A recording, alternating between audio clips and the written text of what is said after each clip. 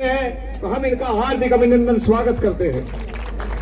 मैं स्वागत करता हूं उनके साथ आए मंत्री जी का और अभिनंदन करता हूं तमाम अपने बुजुर्गों का, युवा साथियों का।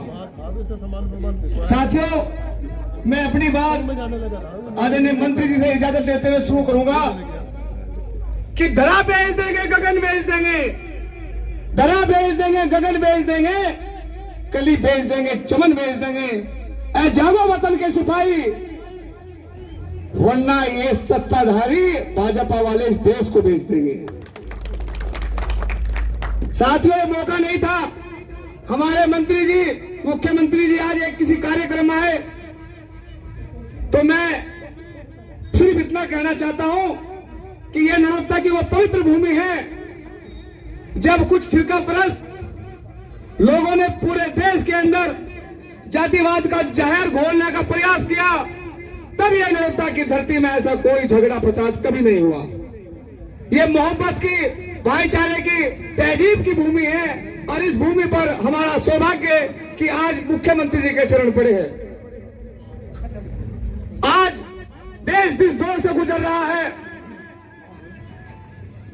वो दौर जिस तरह ईस्ट इंडिया कंपनी इस देश में राज करने आई थी, आज चंद उद्योगपति इस देश को चला रहे हैं। ऐसा व्यक्तित्व हमारे बीच में बैठा है जो चाहते तो 2 बार उत्तराखंड की सरकार बना लेते, लेकिन उन्होंने कहा कि जनता का जो जनमानस का जो अधिकार है वो सब्जी मंडी में खरीदा बेचा नहीं जा सकता। जिस तरह आज पूरे देश में सरकारें खरीद कर बनाई जाती है, सरकारें गिराई जाती है और वोट चोरी कर कर अपनी सरकारें बनाई जाती है। जो लोग विकास की बात करते हैं वो ये बताए कि आज देश पर कर्जा कितना है,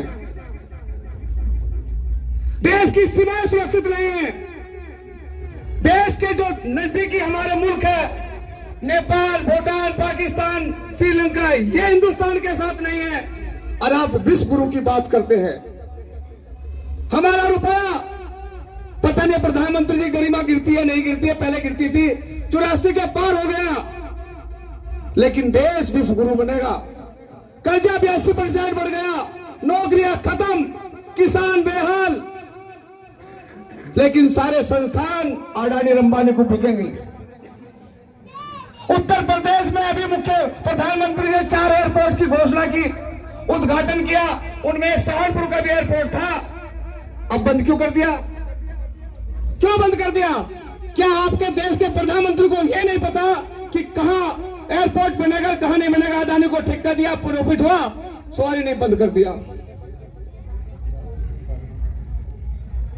देश के किसान का उसकी फसल का वाजिब दाम उसे नहीं मिलता, उसका आलू सड़कों पर सड़ता है, लेकिन उस आलू का अंकल चिप्स का पैकेट 50 रुपए का मिलता है।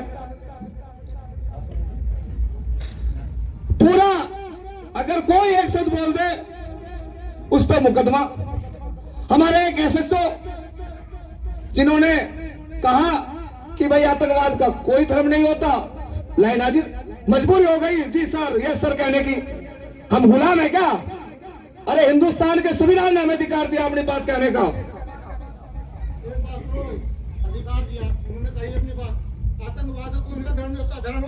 आतंकवाद का जो धर्म होता है उन्हें सजा मिलती है, उन्हें फांसी पर चढ़ाया जाता है। लेकिन मैं एक बात कहना चाहता हूं कि हिंदुस्तान एकता और मजहब का देश है और यहाँ भाईचारे से बात चलती है कि मेरी जाति को कबीलों में मत बांटना, सफर बहुत लंबा है, इसे मीलों में मत बांटना, ये भारत एक अथाह सागर है, इसे झीलों और तालाबों में मत बांटना।